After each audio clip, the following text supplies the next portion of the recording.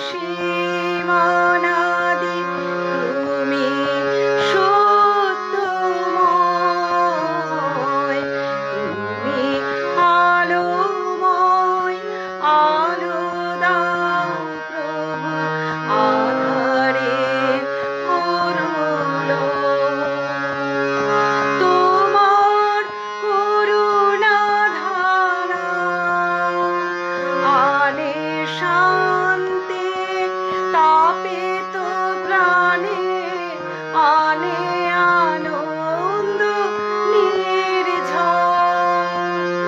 তোমার করুণা ধারা আনে শান্তি তাপিত প্রাণে, আনে আনন্দ নির্ঝর। তুমি ঈশ্বর, তুমি অক্ষয়, তুমি ঈশ্বর, তুমি অক্ষয়, তুমি চিরসহায়, তুমি আলোময়, আলো দাও প্রভু আঁধারের করুণায়।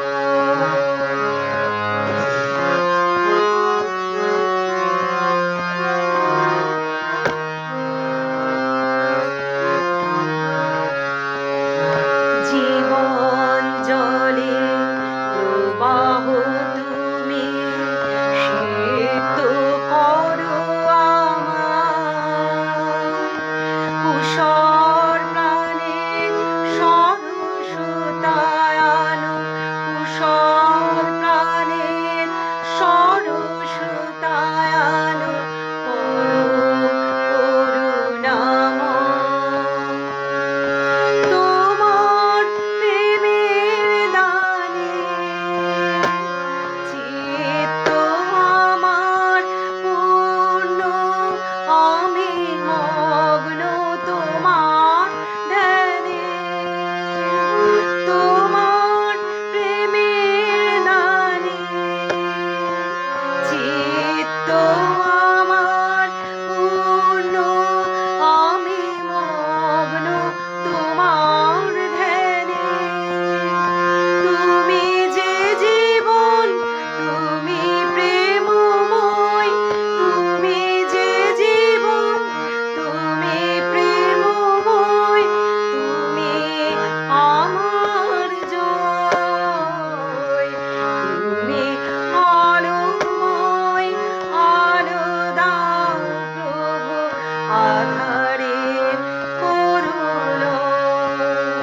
তুমি অনন্ত অসীম অনাদি, তুমি অনন্ত অসীম অনাদি, তুমি সত্যময়, তুমি আলোময়, আলো দাও প্রভু আঁধারের করুণায়। সবাইকে ডিসেম্বর দিনের শুভেচ্ছা জানাই। ঈশ্বর আমাদের সুন্দরভাবে রেখেছেন, সুরক্ষাভাবে রেখেছেন এবং আজকে তার পবিত্র দিনে আসার জন্য তিনি আমাদের সুযোগ করে দিয়েছেন, তাই ঈশ্বরকে ধন্যবাদ জানাই। আমি হোপ চ্যানেলকে বিশেষ করে ধন্যবাদ জানাই যে তারা খুব সুন্দর একটি ব্যবস্থা করে দিয়েছেন, যার মাধ্যমে আমরা মানুষের কাছে আমাদের ঈশ্বরের বাক্য পৌঁছে দেওয়ার সুযোগ করে দিয়েছেন। শুধু বাংলা নয়, বিভিন্ন ভাষায় আজকে আমরা হোপ চ্যানেল মাধ্যমে ঈশ্বর প্রচার কাজ দেখতে পাই। তাই ঈশ্বর আমাদের প্রত্যেককে আশীর্বাদ করুক এবং আমাদেরও সেই সুযোগ, যে ঈশ্বর যে বলেছিলেন যে যাও তোমরা সমুদয় জগতে প্রচার করো, আমরা যেন সেই কাজটা করতে পারি। আসুন আমি আজকে একটি পদ পড়ি, যেটা হচ্ছে মথিলিখিত সুসমাচারের 28 অধ্যায় 19 পদ। অতএব তোমরা গিয়া সমুদায় জাতিকে শিক্ষা দাও, পিতা ও পুত্রের ও পবিত্র আত্মার নামে তাহাদিগকে বাপ্তাইজিত করো। আসুন আমরা প্রার্থনায় যাই। হে আমাদের মহান স্বর্গস্থ পিতা, তোমাকে মহান নামে ধন্যবাদ করি। এই সুন্দর একটি সময় সুযোগ আমাদের জীবনে দেখতে দিয়েছো। আমরা পাপী, কিন্তু তবুও তুমি আমাদের অনেক আশীর্বাদ করেছো। আমরা যেন তোমার সেই আশীর্বাদ থেকে বঞ্চিত না হই প্রভু, তুমি আমাদের সেইভাবে ধরো। তোমার পবিত্রতা দিয়ে আমাদের চালাও, যেন আমরা তোমার প্রচার কাজ এগিয়ে যেতে পারি। তুমি আমাদের সেইভাবে বুদ্ধি জ্ঞান দিও, আমাদের পাপ ক্ষমা করো। আমাদের এই ছোট্ট প্রার্থনা যিশুর নামে চাই, আমেন।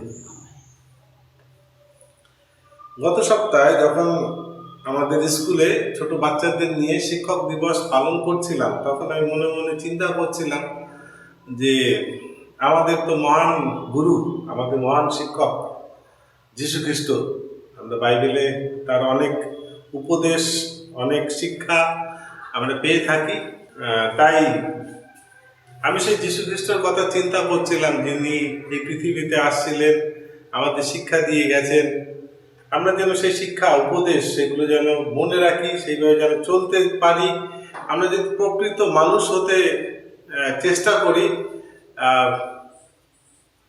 চেষ্টা করি, আমার মনে হয় আমাদের এই উপদেশগুলো আমাদের জীবনে অনেক কাজে লাগবে। আসুন আমরা বাইবেল থেকে দেখি যীশু খ্রিস্ট তার জীবনে বাপ্তিস্ম নিয়েছিলেন, এবং তারপর আমরা দেখতে পাই যীশু খ্রিস্ট তার প্রচার কাজ এগিয়ে নিচ্ছিল। তিনি প্রচার করতেন, তিনি শিক্ষা দিতেন, এবং তাদের যারা অসুস্থ পীড়িত ছিল তাদেরকে সুস্থতা প্রদান করতেন। আমরা মধ্যে লিখিত সুসমাচার যদি দেখি, আমরা দেখতে পাই যিশুকে অনেক যারা যাজক ছিলেন, যারা বুদ্ধিমান লোক ছিলেন, তারা তাকে রাব্বি বলে ডাকতেন। রাব্বি মানে মহাগুরু। এবং যীশু খ্রিস্টর প্রচার কাজ অনেক সুন্দর ছিল, মানুষে পছন্দ করত, মানুষ সেই বাক্য শোনার চেষ্টা করত। এবং আমরা দেখতে পাই যিশুর পিছনে পিছনে দিন রাত মানুষ চলতে থাকত। এবং এমন একটা দিন আসে যেখানে যীশু খ্রিস্ট গালিলি শহরে ছিলেন, এবং আমরা দেখতে পাই সেখানে প্রচুর লোকের ভিড়। শুধু গালিল শহরের না, আশেপাশে শহর থেকেও আরো লোক চলে আসছিল, এবং এত ভিড় ছিল যে যীশু খ্রিস্ট একটা পাহাড়ের উপরে উঠে যায়, এবং সেখান থেকে তিনি তার উপদেশ মানুষকে শোনাচ্ছিল। আমি সেই উপদেশের মধ্যে কয়েকটা পদ আমি আপনাদের শোনাতে চাই। আমরা যদি দেখি মধ্যে লিখিত সুসমাচারের 5 অধ্যায় 3 থেকে 11 পদ, এখানে 2 পদে পড়ছে, তখন তিনি মুখ খুলিয়া তাহাদিগকে এই উপদেশ দিতে লাগিলেন। প্রথম উপদেশ 3 পদে আমরা পাই, ধন্য যাহারা আত্মাতে দীনহীন, কারণ স্বর্গরাজ্য তাহাদেরই। আমরা প্রথম কি পাই? ধন্য যাহারা আত্মাতে দীনহীন। প্রথম কথাটা হচ্ছে ধন্য যাহারা। ধন্য মানে কি? যে ঈশ্বর তাদেরকে পেয়ে খুশি হন, তাদের কাজকর্মে খুশি হন, তারাই হচ্ছে ধন্য। আমরা অনেক সময় নিজেকে গর্ব মনে করি। আত্মাতে দীনহীন মানে কি? আমার আত্মা যখন আমার নিজেকে ঈশ্বরের কাছে সমর্পণ করি, তখন আমাদের আত্মায় গর্বতা থাকে না, আমরা নিজেকে বড় মনে করি না, আমরা ধার্মিক মনে করি না। আমরা মনে করি আমার মতো অসহায় লোক কিংবা এত পাপী লোক হয়তো আর কেউ নেই। আমরা যখন নিজেকে ছোট মনে করি, ঈশ্বরের কাছে আমরা বড় হই। আর দ্বিতীয়টা হচ্ছে ধন্য যাহারা শোক করে, কারণ তাহারা সান্ত্বনা পাইবে। 4 পদে আমরা দেখতে পাই ধন্য যাহারা। আবার সেই কথা বললাম, ধন্য মানে হচ্ছে যার মাধ্যমে ঈশ্বর খুশি হন। ঈশ্বর যার কাজকর্মে খুশি হন তিনি হচ্ছে ধন্য। যারা শোক করে, যারা দুঃখ প্রকাশ করে, অনেক সময় আমরা আমাদের জীবনে শোক জিনিসটা আমাদের নেই। আমরা নিজেকে গর্ব মনে করি, আমি মনে করি আমি অনেক বড়, আমার অনেক ক্ষমতা আছে, আমার অনেক টাকা পয়সা আছে। কিন্তু ঈশ্বর পছন্দ করেন যিনি নিজেকে ছোট মনে করেন, এবং সেই ধার্মিকতার জন্য যার ক্ষুধার্ত আছে। এখানে আমরা তারপরেরটা দেখি 5 পদে, ধন্য যাহারা মৃদুশীল, কারণ তাহারা দেশের অধিকারী হইবে। মৃদুশীল মানে নম্রতা। আমরা নিজেকে গর্ব করি না, নিজেকে বড় মনে করি না। আমরা যখন নিজেকে ছোট মনে করি, ঈশ্বরের কাছে আমরা মহান। আমরা যখন আমাদের সমাজে কথাবার্তা বলি, আমাদের কথাবার্তায় যেন কেউ দুঃখ না পায়, আমাদের ব্যবহারে যেন কেউ দুঃখ না পায়, আমরা যেন মানুষকে বুঝতে পারি, এবং সেই ঈশ্বরের প্রেম ভালোবাসা যেন আমার মধ্যে থাকে। ঈশ্বর আমাদের আশীর্বাদ করবেন। 6 অধ্যায় বলছে, ধন্য যাহারা ধার্মিকতার জন্য ক্ষুধিত ও তৃষিত, কারণ তাহারা পরিতৃপ্ত হইবে। ধন্য যাহারা ধার্মিকতার জন্য ক্ষুধিত। অনেক সময় আমি নিজে মনে করি না আমি ধার্মিক, আমি আর ক্ষুধিত হই না। ক্ষুধিত মানে আমরা বুঝতে পারি না, যখন আমরা আত্মাধিকভাবে ক্ষুধিত তখন আমরা কিছু চাই, আত্মাধিক কিছু চাই। আর শারীরিকভাবে ক্ষুধিত মানে আমার পেটে খিদে আছে, কিছু খাবার চাই। এখানে আত্মাধিক ক্ষুধিত বলছেন, যখন আমরা ঈশ্বরকে খুঁজি, আমি মনে করি না আমি পাপী, আমার ঈশ্বরের আশীর্বাদ আমার মধ্যে থাকা দরকার, আমি ঈশ্বরের পবিত্র আত্মার মাধ্যমে চালিত হতে পারি। এরকম যখন আমরা আরো ঈশ্বরের কাছে আসার চিন্তা করি, তৃষ্ণা মানে জলের যেরকম তৃষ্ণা পায় জল খাওয়ার জন্য, সেরকম ধার্মিকতার জন্য যখন আমাদের মনে সেই তৃষ্ণা কিংবা ক্ষুধার্ত থাকে, ঈশ্বর আমাদের আশীর্বাদ করেন। আর যখন আমরা মনে করি যে না আমি তো অনেক ধার্মিক, আমি অন্যদের কাছ থেকে অনেক ভালো, আমার অনেক জ্ঞান আছে, ঈশ্বর এই জিনিসটা পছন্দ করেন না। আসুন আমরা আরেকটি বার যাই। 7 অধ্যায় বলছে, ধন্য যাহারা দয়াশীল, কারণ তাহারা দয়া পাইবে। খুব ভালো একটা কথা বলছেন এখানে, দয়াশীল। আমরা জানি না আমাদের জীবনে আমরা কতজনের দয়া বলে আমাদের কথা আছে। আমরা চার্চে আসি, আমরা ঈশ্বরের বাক্য শুনি, আমরা ঈশ্বরের প্রেম জানি, আমরা অনেকের থেকে আমরা বেশি শিক্ষিত বলতে পারি, কিন্তু তবুও আমরা জানি না আমাদের মধ্যে কথাবার্তায় মানুষ দুঃখ পায় কিনা, আমাদের ব্যবহারে মানুষ দুঃখ পায় কিনা, কেউ একজন অসহায় পড়ে আছে আমরা তার কাছে দৌড়ে যাই কিনা। অনেক সময় আমি মানুষকে বলে থাকি, ধনী হচ্ছে সেই ব্যক্তি যার মন বড়, যার মনে দয়া আছে। আমার কাছে অনেক কিছু আছে কিন্তু আমার সেই মনটা বড় না, আমার মনটা ছোট, আমার মনে হয় আমি ধনী না। সেই ব্যক্তি যার অল্প আছে, সেই অল্পতে আনন্দ করে বেড়াচ্ছে, তিনি হচ্ছে মহান ধনী ব্যক্তি। তাই আমরা এখানে পাচ্ছি ঈশ্বর বলেন যেন আমরা দয়াশীল হতে পারি, আমরা যেন মানুষের মধ্যে সেই দয়া, প্রেম, ভালোবাসা যেন মানুষের কাছে তুলে ধরতে পারি। ঈশ্বর আমাদেরকে আশীর্বাদ করবে। আর আপনার কাছে অনেক কিছু হতে পারে, কিন্তু আমরা যদি একটা মানুষের পাশে যদি না দাঁড়াতে পারি, একজন অসহায় ব্যক্তির পাশে যদি না দাঁড়াতে পারি, আমার মনে হয় আমার জীবনটাই বৃথা। আর আমি যদি একজনের পাশে দাঁড়াই, ঈশ্বর আমার সঙ্গে থাকবেন। আমি যা মানুষের জন্য দেব, ঈশ্বর তার থেকে বেশি আমাকে দেবেন। আমরা এবার 8 পদে যাই, মথি লিখিত সুসমাচারের 5 অধ্যায় 8 পদ, যেখানে বলছে, ধন্য যাহারা নির্মল অন্তঃকরণ। আমার অন্তঃকরণ, আমার হৃদয় যদি নির্মল থাকে, আমি আশা করতে পারছি আমার হৃদয়ে যদি কোনো পাপ না থাকে, আমার হৃদয় যদি পরিষ্কার থাকে, আমি কীরকম হব? আমার মধ্যে হিংসা থাকবে না, আমার মধ্যে রাগ থাকবে না, শয়তান আমার মধ্যে কাজ করবে না। ঈশ্বর চান আমি যেন সেরকম একজন ব্যক্তি হতে পারি। আমরা পাপী, বাইবেল বলে ধার্মিক কেউ নাই, কিন্তু তবু আমরা সেই ধার্মিকতার জীবন যাপন করার জন্য আমরা চেষ্টা করি। ঈশ্বর আমাদের প্রত্যেককে আশীর্বাদ করবেন যেন আমরা ভালো পথে চলতে পারি, আমরা যেন মানুষকে ক্ষমা করতে পারি, আমাদের মনে যেন সেই ভুল ত্রুটি না থাকে। ঈশ্বরের আত্মা যদি আমাদের মধ্যে থাকে, আমাদের মধ্যে সেই গর্ব থাকবে না, আমাদের মধ্যে হিংসা থাকবে না, আমাদের মধ্যে রাগ থাকবে না। আসুন আমরা সেই রাস্তায়, সেই পথে চলার চেষ্টা করি, যেন ঈশ্বর আমাদের সাহায্য করেন যে আমরা তার কাজ এগিয়ে নিতে পারবো। আমরা 9 পদ দেখি, ধন্য যাহারা মিলন করিয়া দেয়। খুব ভালো একটি কথা, ধন্য যাহারা মিলন করিয়া দেয়। এই মিলন জিনিসটা অনেক সময় আমরা মনে করি শুধু বিবাহিত জীবনে, বিয়ের সময়ই ঈশ্বর আমাদের দুটো হৃদয়কে এক করে দেয়, কথা ঠিক, কিন্তু অন্য সময় এটা হয়তো ঈশ্বর করে দেয় আমরা কাকে মিলন করিয়ে দিতে পারি, আমরা কাকে আগিয়ে দিতে পারি। আসুন আমরা দেখি এখনকার সমাজে আমার মনে হয় প্রত্যেক পরিবার বলুন, সমাজে বলুন, সব জায়গায়, গৃহে বলুন, বন্ধুদের সঙ্গে বলুন, সব জায়গায় একটা মন মালিন্য, অশান্তি সবার সঙ্গে লেগে আছে। আর আমরা বেশি খুশি হই যখন দেখি ওরা ঝগড়া করছে, ওরা মারামারি করছে, ওরা পরনিন্দা পরচর্চা করছে, আমরা চুপচাপ সেই তামাশাগুলো দেখি। কিন্তু ঈশ্বর কি বলেন? ধন্য যাহারা মিলন করিয়া দেয়। আজকে ধরুন একটা পরিবারে অশান্তি হচ্ছে, আপনি যদি সেই পরিবারে গিয়ে মিলন করে দিতে পারেন, আপনি ধন্য। একজন স্বামী স্ত্রীর মধ্যে অশান্তি হচ্ছে, আপনি যদি গিয়ে তাদের ভালো কথা বলে বুঝিয়ে মিলন করে দিতে পারেন, ঈশ্বর আপনাকে আশীর্বাদ করবেন।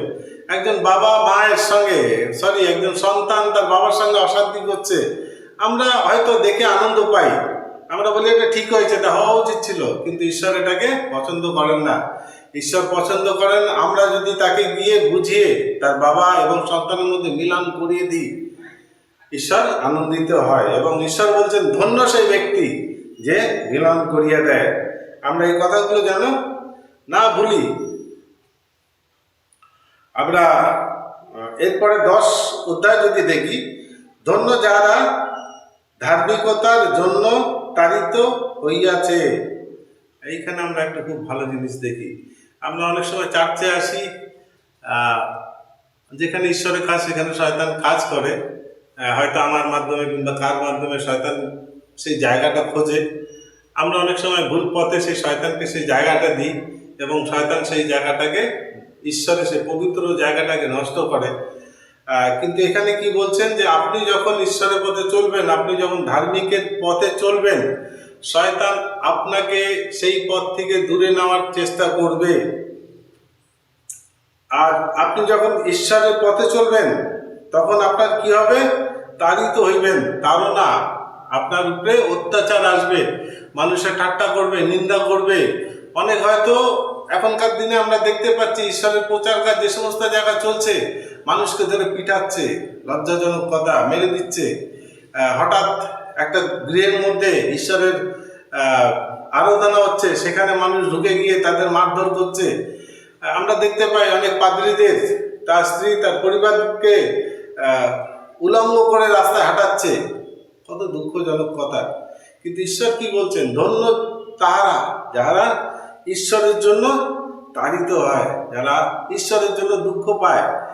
আসুন আমরা সেই দলের লোক যারা আমরা সেই যীশু খ্রিস্টর ক্রুশ বহন করি। এটা হয়তো মুখে আমরা বলতে পারি, কিন্তু আসল কাজে যখন আমরা চলি, ক্রুশটা আমাদের জন্য অনেক বোঝা হয়ে যায়। আমরা মুখে অনেক কিছু বলি, কিন্তু যখন আমাদের জীবনে দুঃখ কষ্ট আসে আমরা ভুলে যাই। আমরা বলি না, এত কষ্ট আমরা সইতে পারবো না।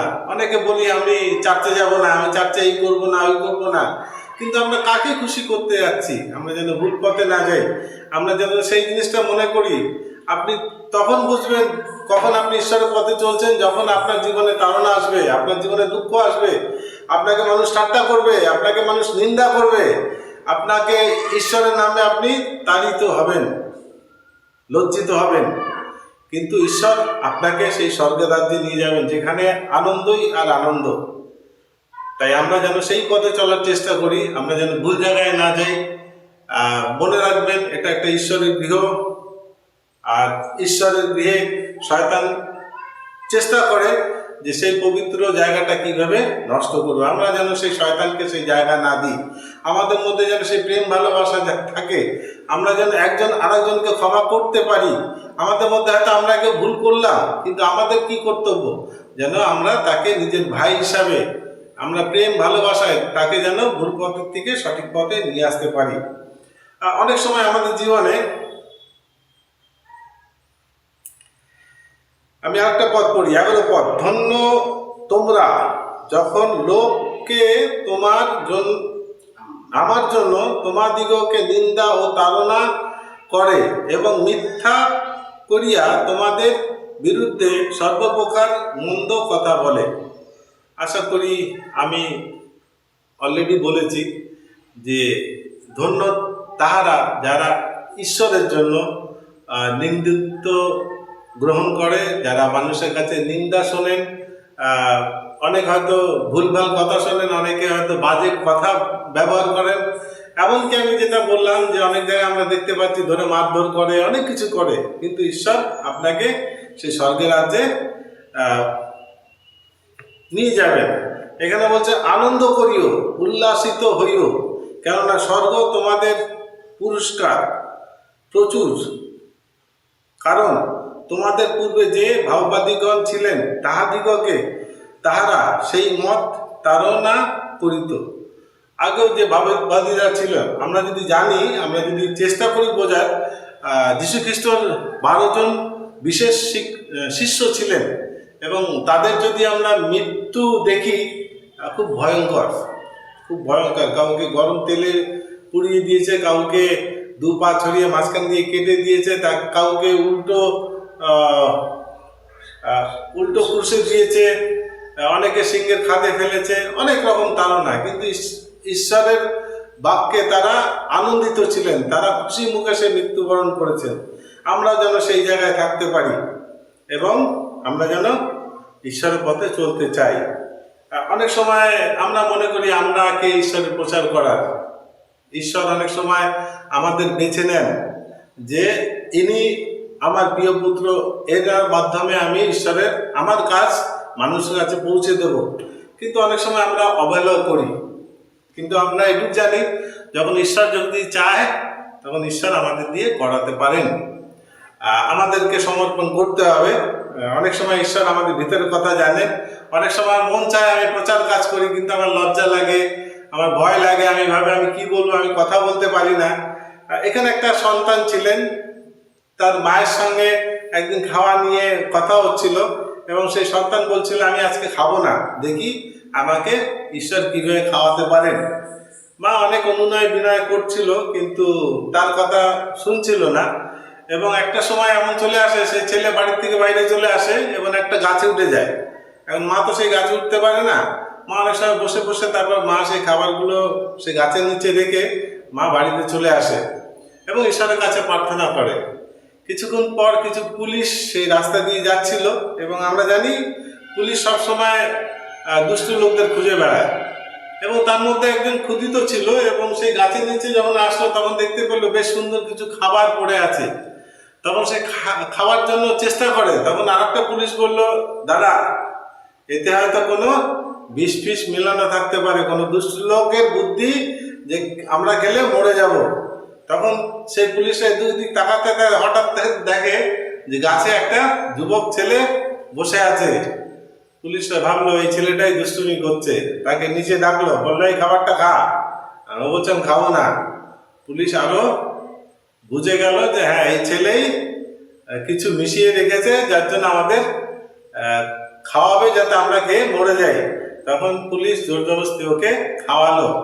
আর সেই সন্তান মনে মনে তার নিজের ভুলটা বুঝতে পারলো, এবং সেই যে কথাটা বলছিল আমি আজকে দেখবো ঈশ্বর আমাকে কিভাবে খাওয়ায়, তো ঈশ্বর কাকে কিভাবে খাওয়ায় কিংবা তার কাজ কার মাধ্যমে পরিচালনা করে, অনেক সময় তো আমরা বুঝতে পারি না।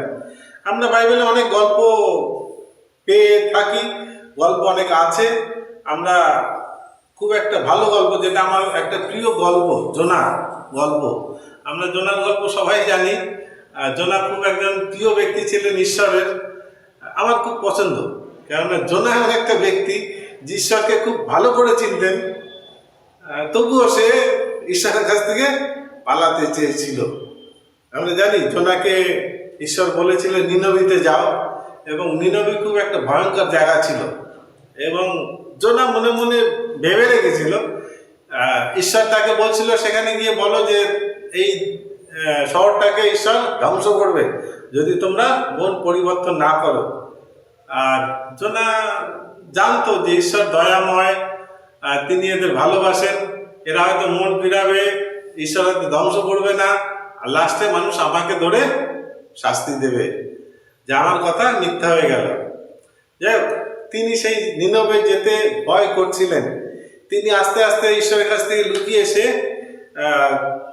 তর্শিস একটা জায়গা জাহাজে করে সেখান থেকে পালাচ্ছিল। আমরা জানি সেই জাহাজে যখন পালাচ্ছিলেন তখন সমুদ্রেতে বড় একটা ঝড় আসে, আর জোনা নিজের ভুল বুঝতে পারেন, তখন সেই জাহাজের লোকদের বলছিলেন যে আমার জীবনে ভুল কাজ করেছি বলে আজকে এত বড় একটা ঝড়, তোমরা আমাকে ধরে সমুদ্রে ফেলে দাও, ঝড় থেমে যাবে।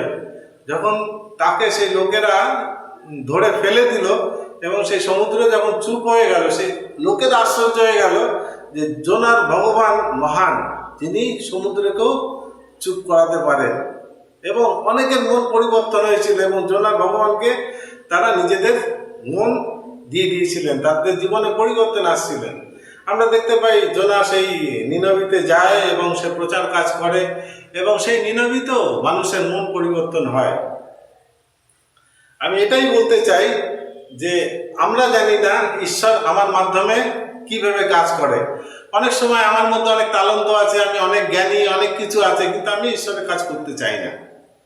জীবনে হয়তো আমার মধ্যেও সেই ঝড় আসবে, আমার মধ্যেও সেই তাড়না আসবে, আমার মধ্যেও সেই দুঃখ কষ্ট আসবে। আমরা যেন ঈশ্বরকে ভুলে না যাই। আমি কোন ভুল পথে চলছি কিনা সেটা আমি চেষ্টা করি ঈশ্বরকে জিজ্ঞাসা করার।